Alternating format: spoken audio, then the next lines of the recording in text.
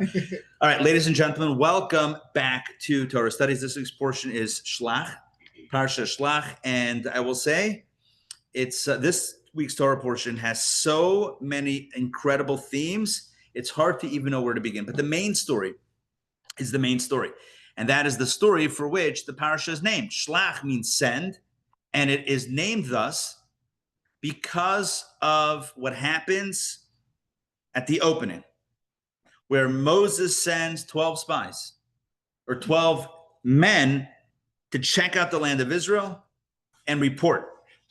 So just to get a little bit of context, the context is the Jews, when they were still in Egypt, were told, well, hold on, forget about Egypt. Abraham was told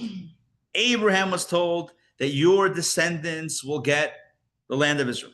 Isaac was told, your descendants will get the land of Israel. Jacob was told, your descendants will get the land of Israel. In Egypt, after languishing there for over 2 centuries, God tells Moses to tell the Jewish people, you're going to get out, you're going to get the Torah, and you're going to go to the promised land. So it was always part of the narrative arc, Exodus, national mandate, Israel. There were some bumps along the way, the sin of the golden calf, right?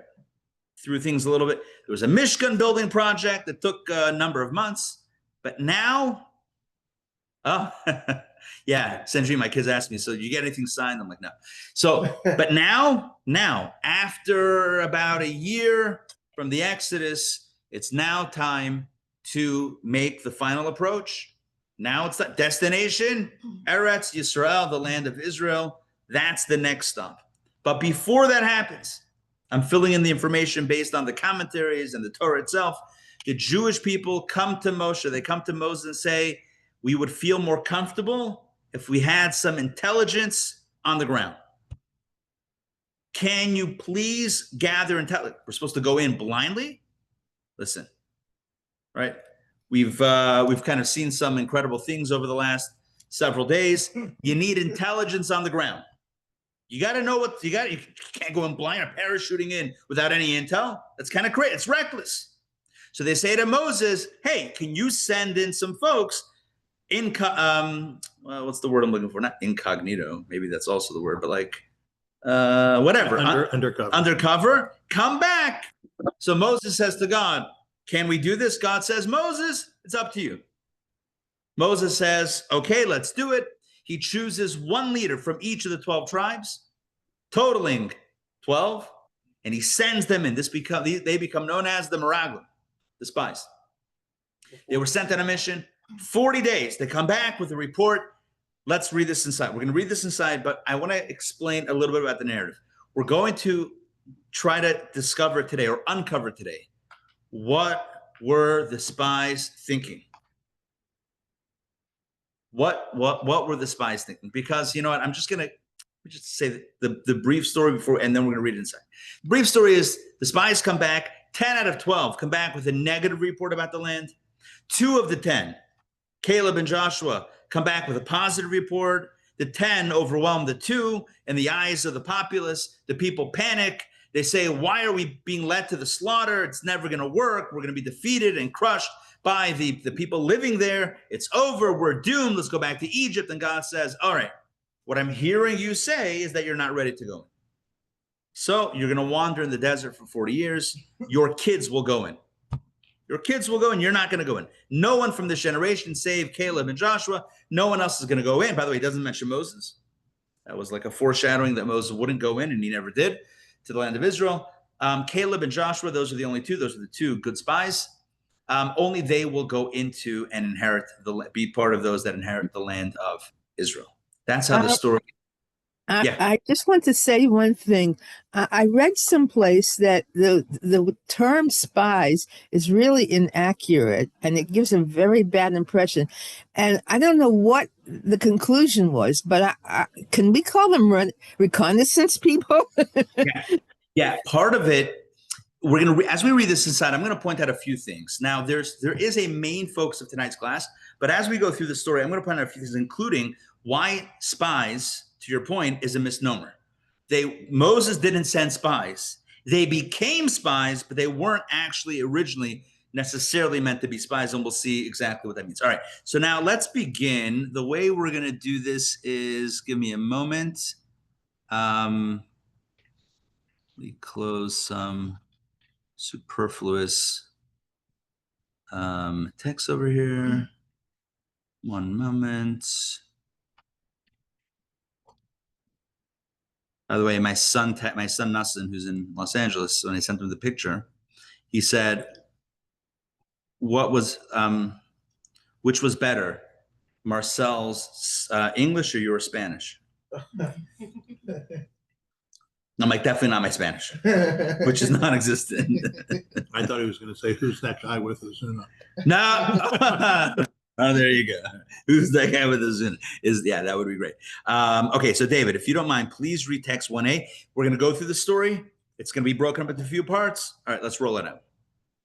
And God said to Moses, saying, send out for yourself men who will scout the land of Canaan, which I am giving to the children of Israel.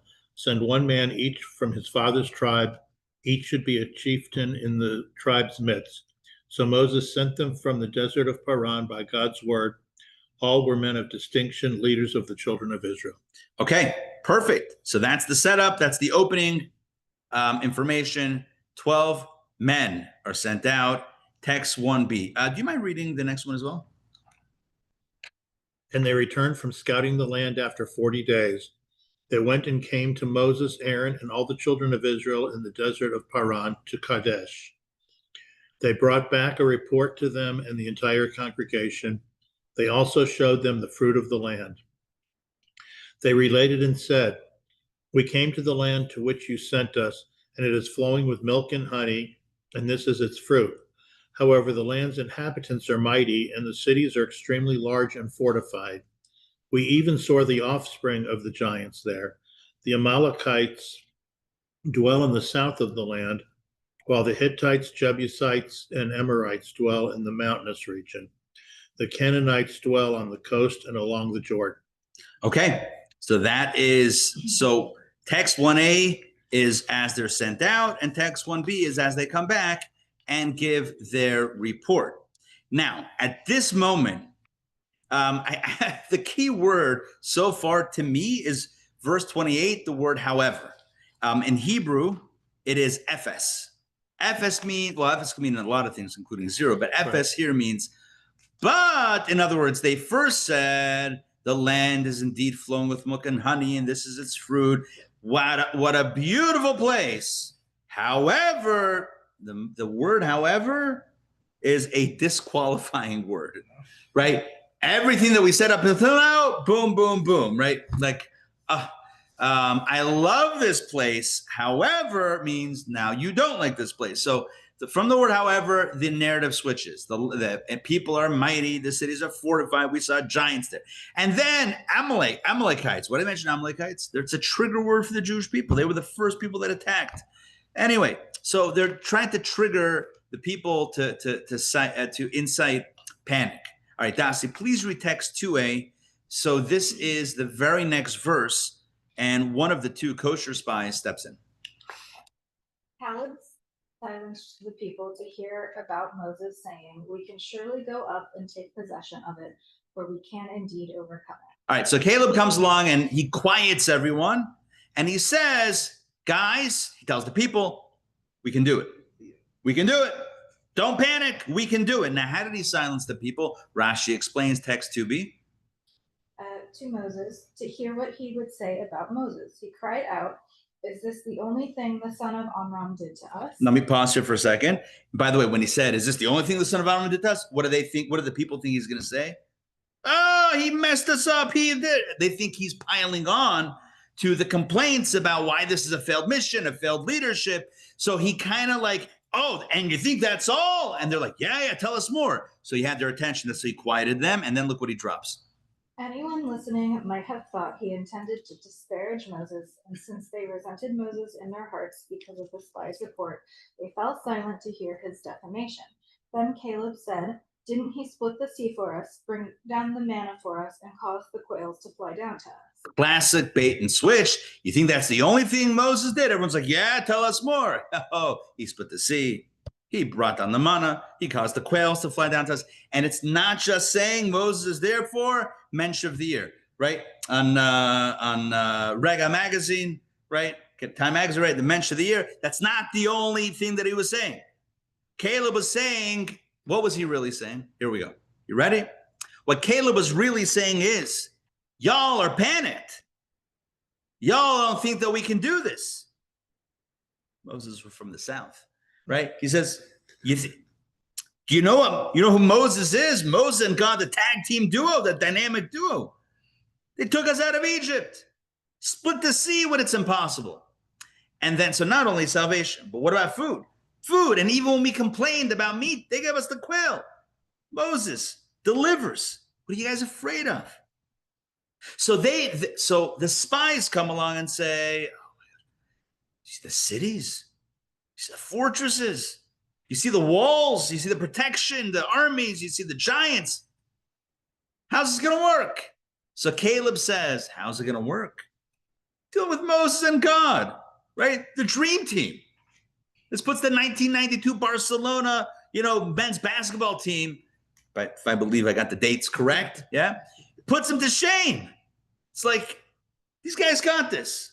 All right, so let's now look at the next piece of the narrative. Meira, take it away, please. Read text number 3. This is literally the next 3 verses. But the men who went up with him said, we cannot go up against the people, for they are stronger than us. They spread a bad report about the land they had scouted, telling the children of Israel, the land we passed through to explore, it is a land that consumes its inhabitants, and all the people we saw in it are huge. There we saw giants, the sons of Anak, who are descended from the fallen. In our eyes we seemed like grasshoppers, and so we were in there. And that concludes the message from the 10 majority spies. So now, what was their counterclaim? So remember, they come back with the report. The land is flowing with milk and honey. This is its fruit. It's wonderful. But the cities, the people, it's impossible. Caleb says, impossible? Nothing's impossible for Moses and God.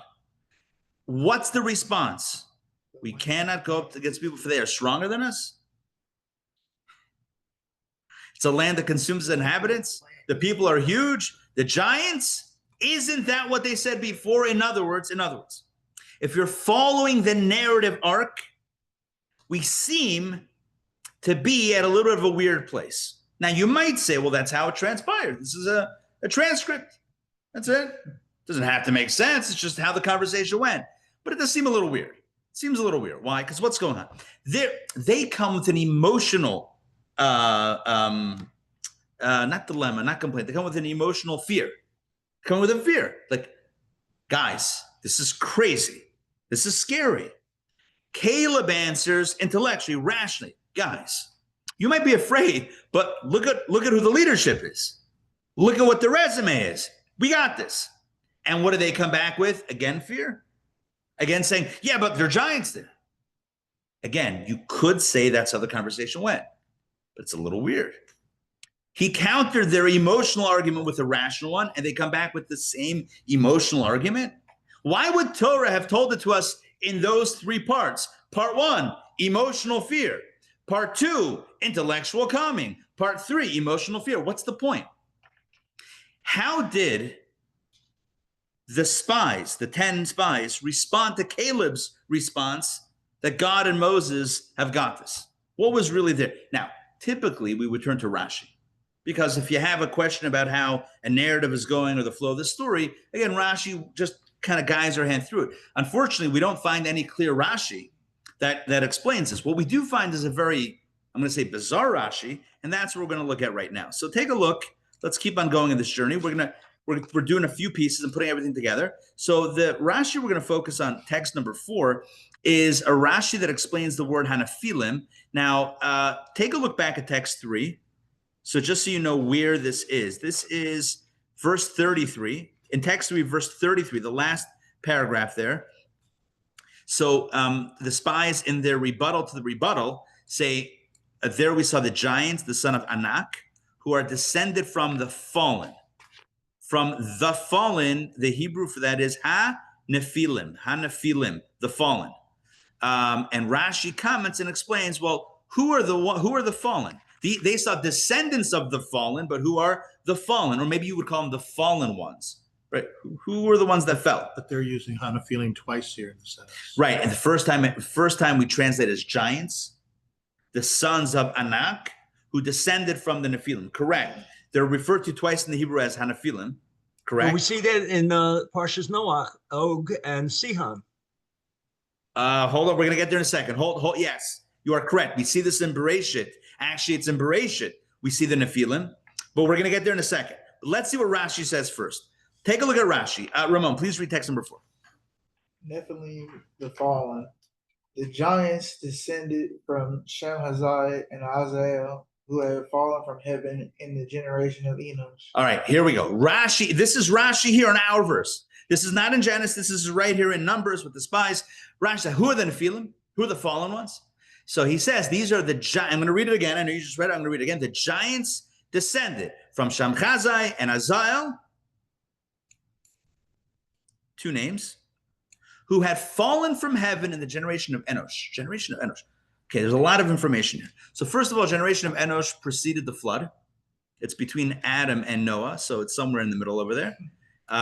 It says in the times of Enosh, people began to serve idols, and all sorts of chaos started to break out, which ultimately culminated in the flood and the destruction of the earth. But these were the giants that they saw in Canaan, in Canaan, in Israel.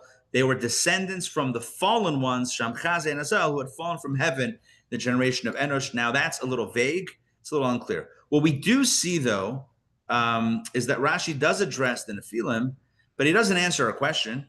He doesn't answer our core question, which is, what are the spies? What's the retort to Caleb's retort? The people said, there are giants there. The cities are fortified. How's this going to work? Caleb says, because Moses and God have got this. Like they've done miracles in the past. What's the problem? To which they say, yeah, but you see the Nephilim, Bnei Anak came from the Nephilim. You see these giants that come from the Nephilim? And Rashi says, yeah, you know who the Nephilim are? Shamchazai and Azael, who descended from heaven in the times of Enosh. So As if that's helping anything. Does anyone sort of notice that they seemingly change the report as well upon rebuttal? They go from saying, the land's milk and honey, they're like, okay, well, the land eats people. And then the first verse, well, we saw all springs of giants. And they're like, actually, everybody that we saw there was giant. Like, right. They are upping. It does seem like they're upping the ante. Yeah. But by the way, you pointed out, is it Eretz Ochelas or Shva? It's a land that consumes inhabitants. We're going to explain that today as well. What does that mean? Now, simply the meaning is that they saw a lot of funerals when they were there.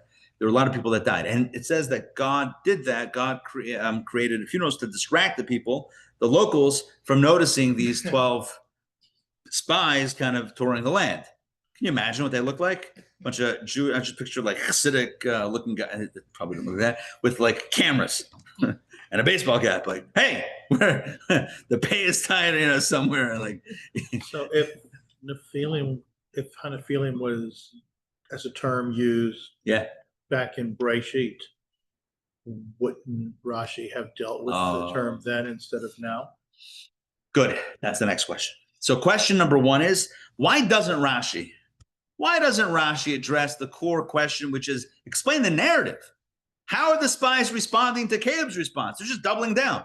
What are they adding? So Rashi doesn't address it. How come? Why doesn't Rashi address it? Which leads us to conclude that Rashi does address it somewhere, because he doesn't leave us hanging. If he doesn't address us, all it means is that we've got to look a little closer to find out that he does. So, but why doesn't he seem to address it? That's question number 1. Question number 2 is, he expends ink on explaining who the Nephilim are. Shamchazai, Azael. Anybody ask for a lineage of the Nephilim? That seems to be such a tangent. It's like the difference between the Shlemiel, the Shlemazel, and the Nudnik. You know this one? The Shlemiel is the clumsy guy who spills the soup. The Shlemazel is the unlucky guy who the soup spills on. And the Nudnik is the guy who says, what kind of soup is that? Doesn't matter. What are you explaining? Like the names of the Nephilim? Like, and David, to your point, guess where it originally talks about Nephilim? In Genesis. And guess what Rashi doesn't do there? He doesn't explain who the Nephilim are. He doesn't say their names. He doesn't give us that information. Suddenly now he feels like it's really important at this part of the conversation to let us know who they were. The whole thing is weird. Are they the same people? Yeah, the same Nephilim. The same Nephilim. Same guys. They're not just generic. No, same two Nephilim. By the way, we're going to talk about, I prefer not to share all the information up front, just so we can tease us out a little bit. And the Nephilim, we're going to do this in a few stages to kind of do the big reveal on the Nephilim. But right now, our question is, the narrative doesn't seem to make sense. Rashi doesn't help us. Rashi does point out this whole kind of family tree of Nephilim, which we're wondering, why is that necessary? And or if it was necessary, why didn't he do it, back then? It seems a little strange. Now, if we continue in text number 5, right? Let's just keep on going around. Hold on. Did I read? I didn't read text. I'll read text 5. Can you guys online? Can you see this? Did I share the screen? Yes. Thumbs up. Okay. Text number 5. This is Genesis. This is the OG. Look at the first word, Nephilim. This is from Genesis 6. This is like 4 books ago. All right. The Nephilim, the fallen ones, were on the earth in those days. And afterward, when the sons of the nobles would come to the daughters of man and they would bear for them, they are the mighty men who were of old, the men of renown. All right, super vague and cryptic. But guess what Rashi does not do? He does not explain who the Nephilim were. Doesn't give us their names. What? In Genesis, it wasn't relevant, and now it is relevant? How is it relevant here? We're talking about the spies. All right, you got it. You guys got the question. Now, what we're going to do is we're going to give 2 angles on this, both of which answer the core question: what were the spies adding to the conversation by referring to the giants as the Nephilim? To point out something important. You mentioned that the first iteration of the spies language is different than the second. And you mentioned a few points. One of the differences is when they refer to the giants in the original report, the first monologue of the report, they did not use the word Nephilim. And if you want to see, let's just look at it together. Let's just make sure that I'm fact-checked here. Take a look back at text 1b. Okay. Verse 28 in the Hebrew. The last 5 words, V'gam yelidei ha'anak re'inu sham. And we saw the children of Anak, giants. Notice what's not there? The word Nephilim. It's only after Caleb silences them and they respond that they suddenly pull out a statement. V'sham re'inu, there we saw Nephilim b'nei Anak min Nephilim. We saw Nephilim, not just giants, the sons of giants from the Nephilim. And David said, it says Nephilim twice. They twice mentioned that these are not just giants, these are Nephilim giants. So one second. But in Genesis, it says they were old. It says men who were of old, the men of renown. Let's see. 1 second. In Genesis, which I just read, it says in Nephilim. Last phrase. Oh, Hema. It says V'gam achrakin, and afterwards. Meaning they originally were maybe not old, and afterwards they were old. Okay, good. Well, hold the old thing for a second. So I just want to point out that maybe one of the clues as to how the spies were responding to Caleb's argument that God performs miracles. So what's the problem? Maybe it's by doubling down on the word or introducing the word Nephilim. Because here's what happened. Who are the Nephilim? We said the Nephilim, well, now we know their names, Shamchazai and Azal. Okay, that doesn't really help us. But they fell from heaven. Min hashamayim, they fell from heaven. And as they fell from heaven, these were no ordinary people. They were actually of the angelic realm. These were higher beings, not ordinary beings. These were higher beings. And indeed, something spectacular happened. When did they come to earth? Rashi points out here in our text, in the times of Enosh. And I pointed out that Enosh happened before the flood. And the people that they saw, that the spies saw in Canaan, they were descendants of these people. Let me ask you a question. How'd they survive the flood? So I don't know about that. Like, why How'd they survive the flood? They didn't, and that's why they fell from heaven. They fell from heaven before the flood. They They held held from on to the that was top. Og. That was Og. Og held onto the ark. Og, that's only Og. Og was not necessarily a Nephilim. What's going on here? There were two Nephilim, not Og, Shamchazai and Azal. And they fall down, and these are like heavenly creatures on earth. Now, we don't know what happens to them. Did they survive? We might not know if they survived until our Torah portion. When the spies come back, we saw the children of the Nephilim. So, one second. The children of the Nephilim didn't come from Noah's family. Noah had 3 sons. And based on our information, those are the only people that survived. So, who are these Nephilim? That indicates that these Nephilim survived the flood. And they survived the flood despite the fact that they were corrupt. How do we know that they were corrupt? Well, if you look a little bit more carefully at the last verse that I read, which was text number 5, it says, the Nephilim were on earth in those days, and afterwards, when the sons of Noble would come to the daughters of man, and they would bear for them, and the commentaries say, what does it mean they would come to the daughters of man? They would steal, they would take whichever women they wished. These were beings that came from heaven and became more corrupt than the most corrupt people on earth. They felt like it's all ours. We could take whomever we wish. They were evil and they were corrupt. Listen to this. And they still survived the flood. The spies perhaps were arguing. This is going to be our first take. The spies perhaps were arguing the following. Under ordinary circumstances, God's plan is God's plan. We wouldn't have to worry about that.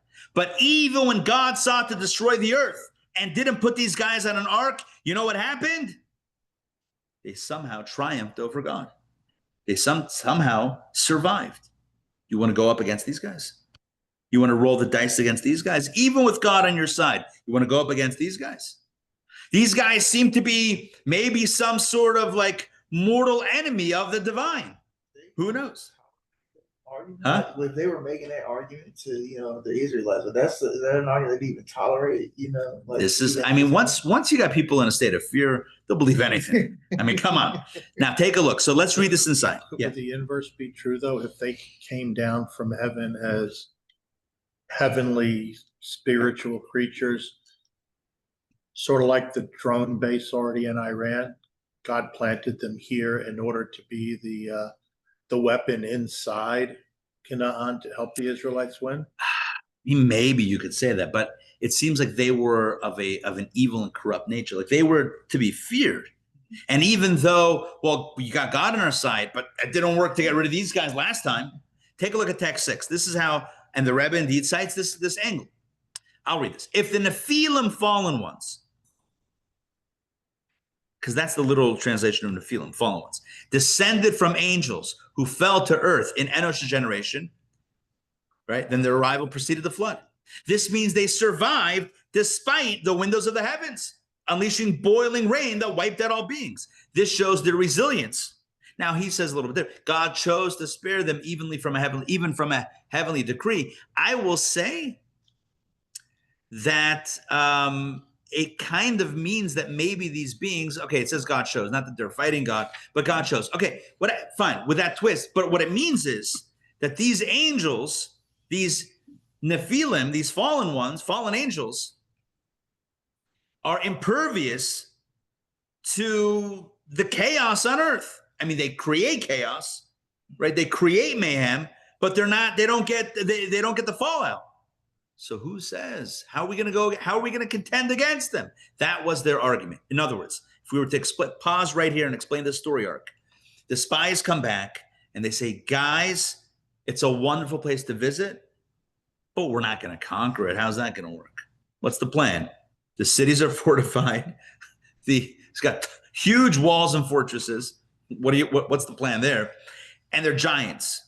Caleb says, have you seen Moses' resume? We should be fine. To which they respond, yeah, Moses might have a pretty long resume, but you know who has a longer resume of like 1,000 years resume? This family of Nephilim. And you can't get rid of these guys. So what's the plan?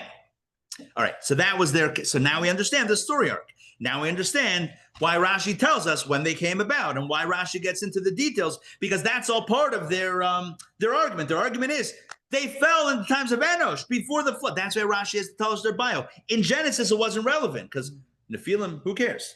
Now it's relevant. Why is it relevant? Because we need to, because that was their argument. And these Nephilim, you know what? You know when they arrived on Earth? Before the flood, and they're still here. These can't get rid of these guys. How are we going to get rid of them now? They're living there. How are you going to pull them out? What's the plan? And he also tells us their names. Why? Because their names are also relevant. Take a look at text number 7. Oh, Anshe Hashem. Oh, this is Rashi and Genesis, but it's going to help us here as well. They were men of renown, men of desolation, Anshe Shimamon, men of desolation, who made the world desolate. Who made the world desolate. We're gonna skip text 8a. Yeah, I think so. Let's look at the names. Okay, let's go back. I see there's no text here for the names, so we're gonna have to do this outside. Take a look at text 4. Look all the way back. Look back a few pages, text 4, and look at their names. Sham Chazai. Sham Chazai. What is Sham Chazai? It's a composite of 2 words. Sham or Shemama, desolation. Chazai, I see desolation. Sham Chazai, I see desolation. When you looked at this guy, what were you reminded of? The corruption that led to the desolation. Desolation, i.e. the destruction of the earth. When you looked at this giant, it was emblematic. You see this guy, one of the Nephilim, one of the 2, he's a prince of darkness, prince of desolation. Sham Chazai, I see destruction, I see desolation. He represents the corruption, but also that he withstood the punishment. Azael, the second guy. Azael, well, that should be easy to figure out if you know Hebrew. Az is strength, right? Az, Hashem Oz, La'amo Yitain, gives strength to his people, right? Az is strength, and Kel is God's name. Divine strength. The second guy had divine strength. What's the plan?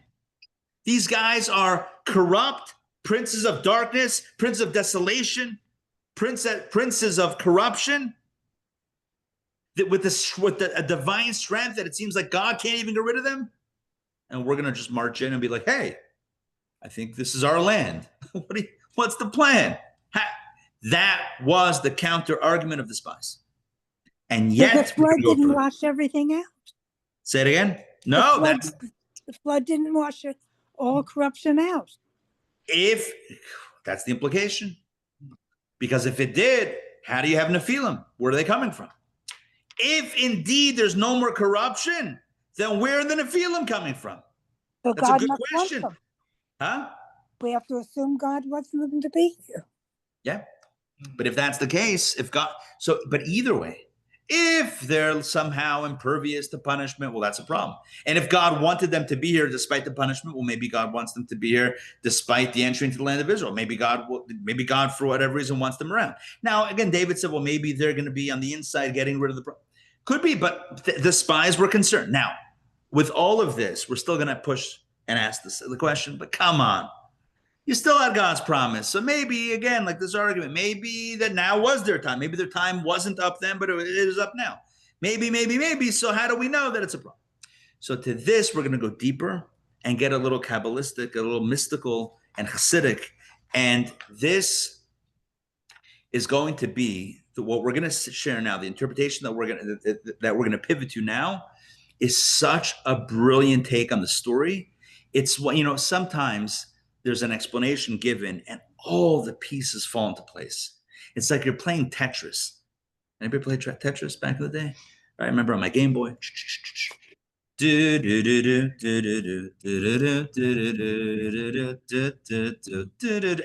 if you don't know what I'm singing, you haven't played enough old school Tetris.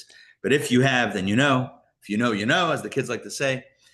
Tetris, and you put all the blocks and you're arranging things, and then you get that line, straight line, and everything falls. The right piece falls in, and everything falls into place. We're about to insert the correct piece that makes everything clear. You ready for this? Who were these fallen ones? We got to dig a little bit deeper.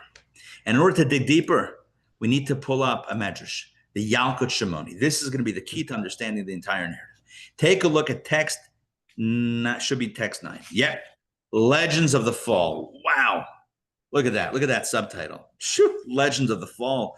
Whoever wrote that is writing for Warner Brothers. All right, Legend of the Fall. You ready? Listen to this. This is a medrash, Yalkut Shimoni, that explains the origin story of these Nephilim. Who were they and what happened to their corruption? How did they become corrupt? The students of Rabbi Yosef asked him, what is the meaning of Azael? That's one of the two Nephilim. He explained, listen to this. When the generation of the flood, that means preceding the flood, worshipped idolatry, God was upset.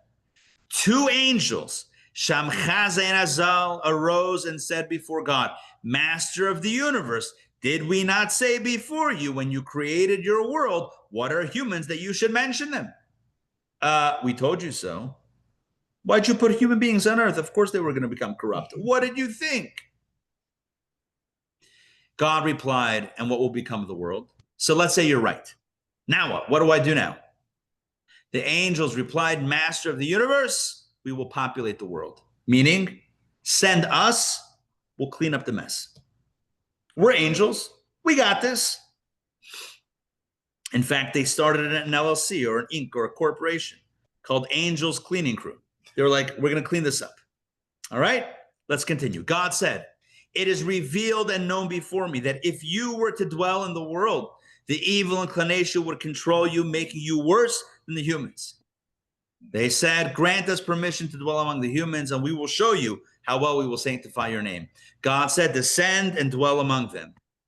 They immediately slept with the human women, for they were beautiful, and the angels could not restrain themselves. And that's what I said before. They were completely out of control. In fact, according to the Medrash, as it continues in the commentaries, they were worse than the humans that were corrupt. So God says, I don't like what's going on. The angels like, we told you. God says, well, what do we do? The angels like, well, send us to clean up. God says, I don't know about that. Send us. You could trust us. Send us. God sends them. They become the worst. They become the most corrupt, the leaders of the corruption. They were coming to clean up, allegedly, to clean up the mess. They made the biggest mess. So listen to this.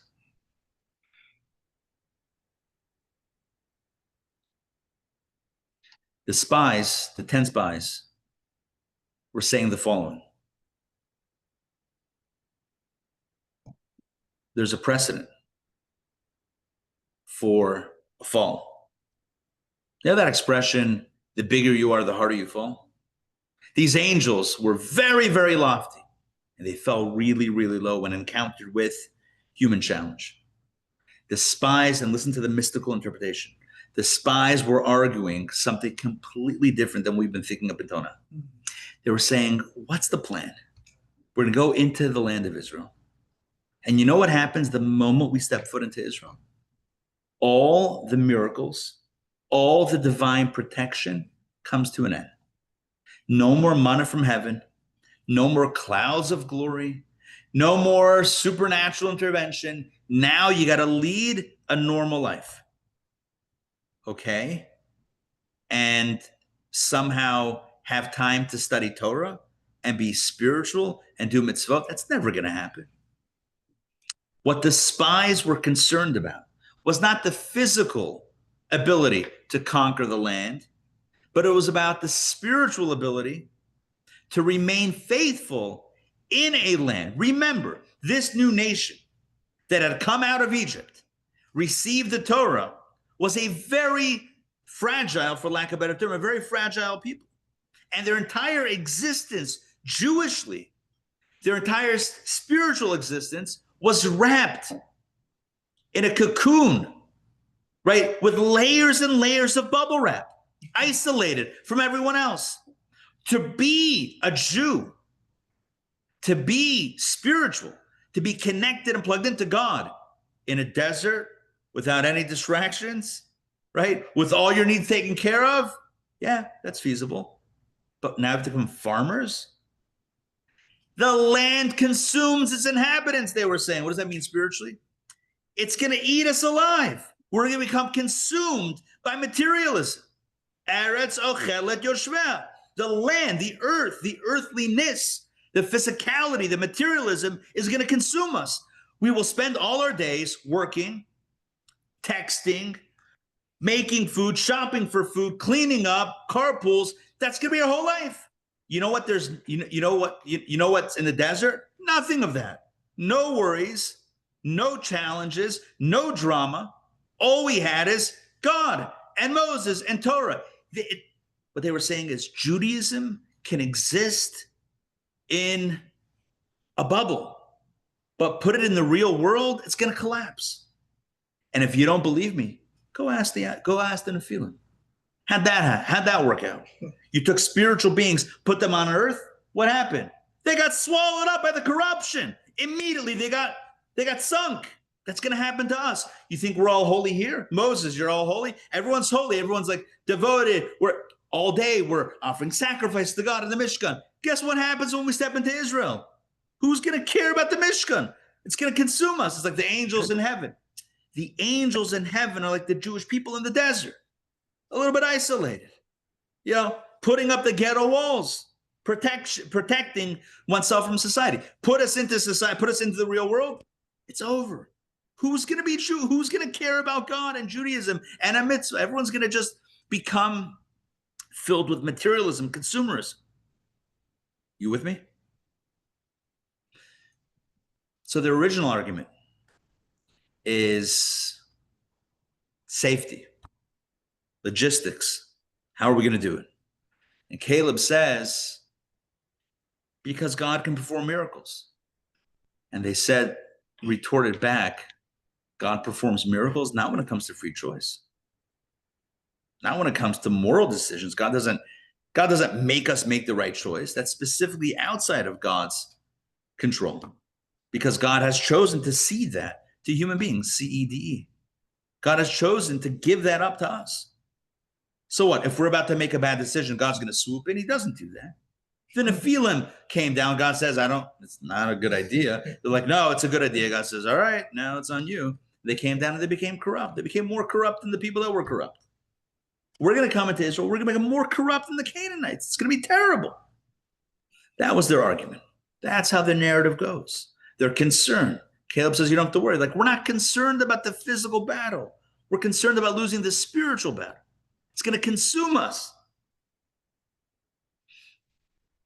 It's like, imagine you raise your kid in a community, in an environment, Torah in your house, and then you send them out into the world. You send them out away from home. It's like, what's going to happen? You're afraid. What's going to happen? They were afraid.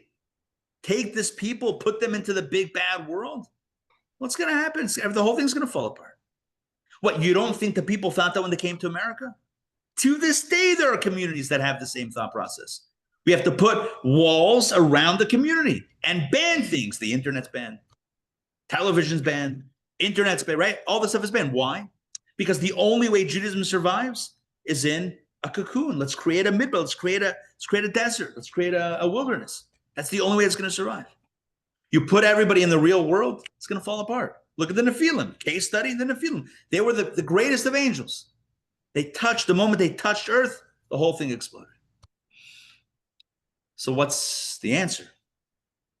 The answer is, we're not angels. We're humans.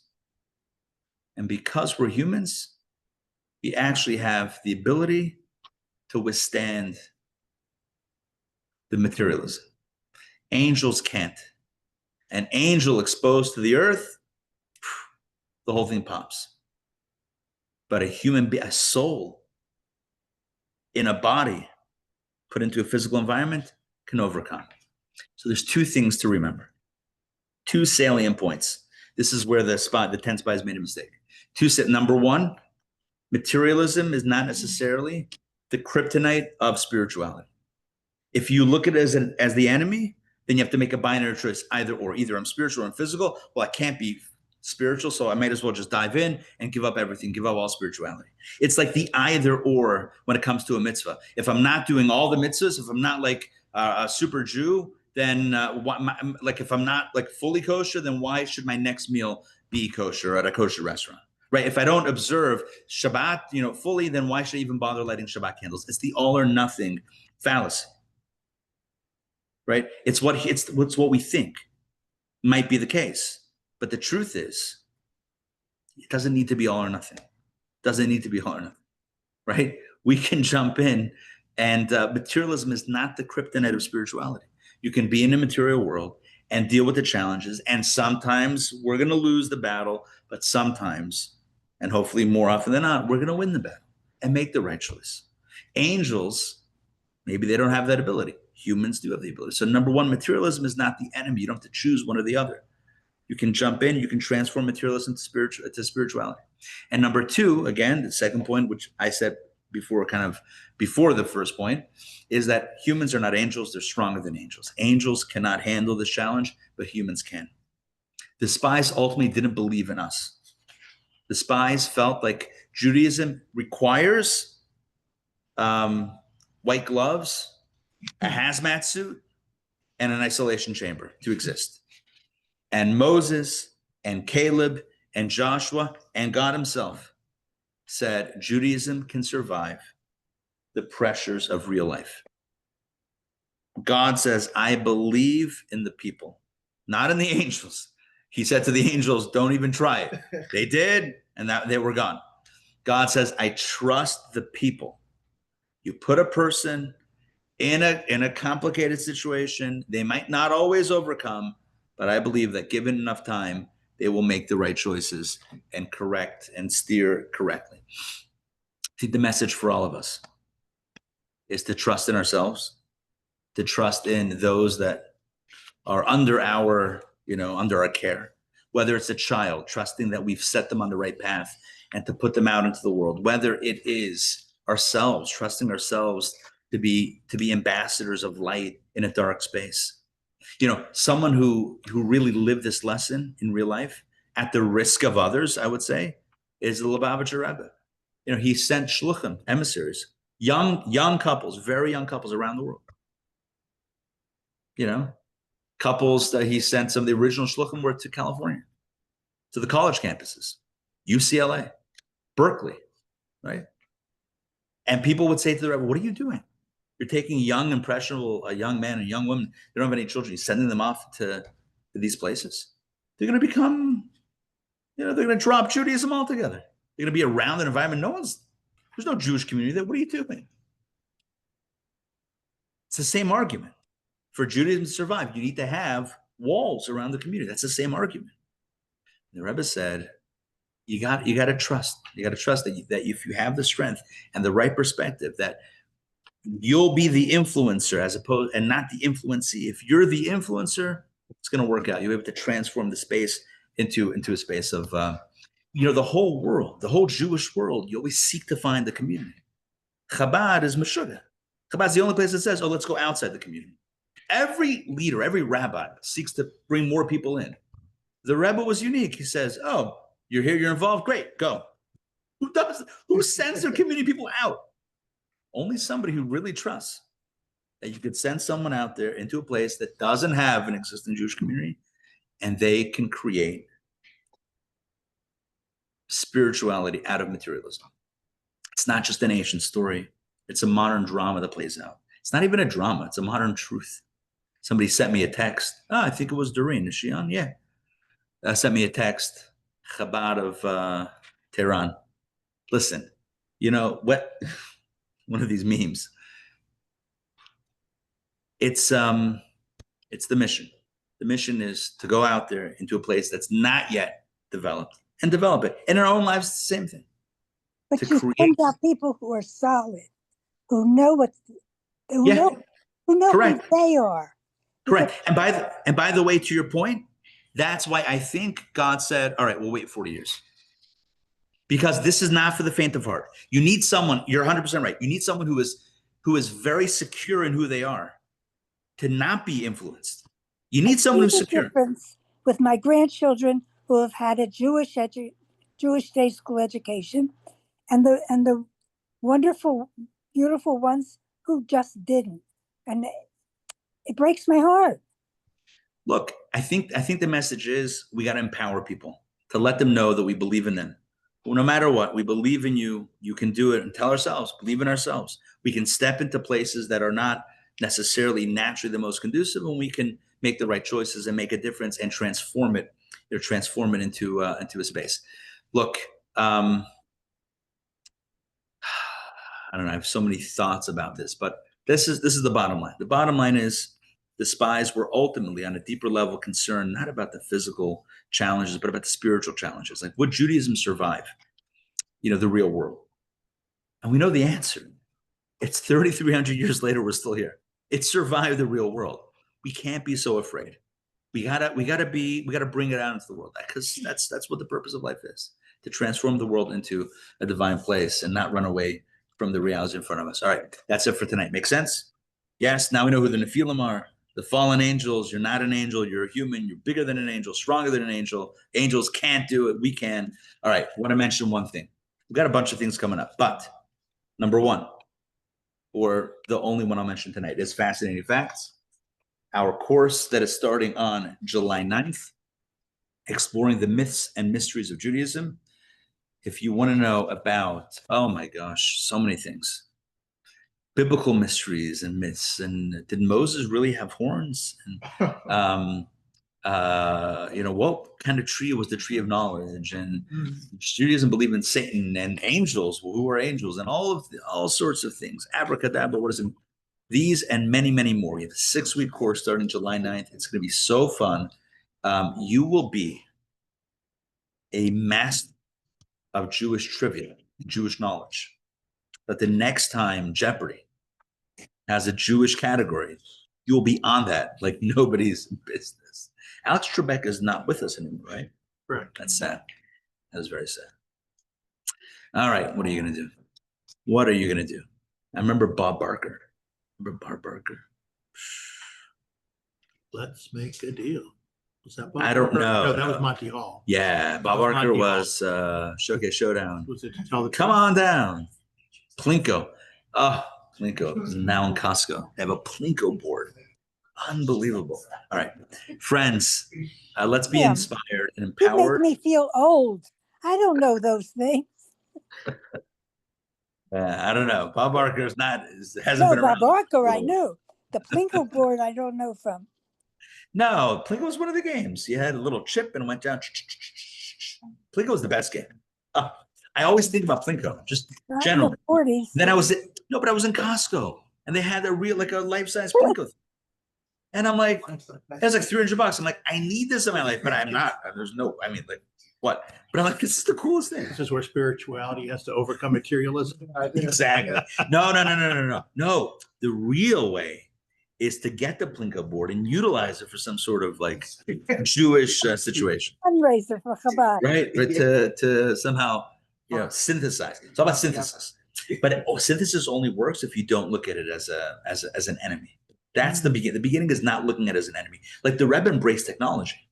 Like this back in the 80s, radio. Oh, there's radio. You're like, oh, you can't listen to the radio. It was like, oh, there's radio. You can sit in one room and broadcast out to the public. Great. Tanya classes on the radio. Boom. Satellites. I was there in Brooklyn, Hanukkah Live, 1992. I was there. I love that. Was my mom still there? No, maybe.